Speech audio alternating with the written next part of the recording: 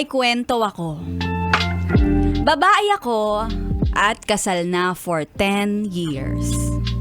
Okay naman kami ng mister ko.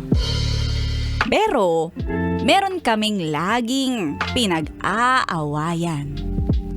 Dahil mahilig akong mag-check ng cellphone niya. Come on! Taas kamay ang mga nakaka-relate. Ang hindi ko nagugustuhan ay kapag pinapalit-palitan niya yung password niya. Kapag tinatanong ko, yan ang password mo. Lagi na lang siyang nagtatanong, bakit na naman? Bakit na naman? Pinapakialaman mo na naman yung cellphone kung may sarili ka namang cellphone. Gusto ko makita. Asawa mo naman ako Kaya naman para makaiwas sa away. Minsan, tinatanggal niya yung password.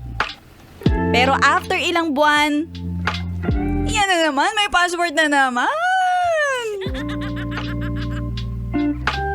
Well, may nakikita naman talaga ako sa cellphone niya. May mga pictures, may mga screenshot ng mga babae na may bilugang cocomelon. Hindi naman nagiging dahilan ng pag-aaway namin yon. Bilang alam ko na may mga tropa siya, may mga group chat sila na madalas nilang pinag-uusapan yung mga ganong klase. Ganon talaga sa mga magbabarkada kaya tinatanggap ko yun. Pinagkakatiwalaan ko siya. Kaya gusto ko ipakita niya sa akin at maging open siya sa lahat ng bagay.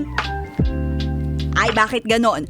Pag private part, pwede hawakan. Pero pag cellphone, may privacy? Ganon?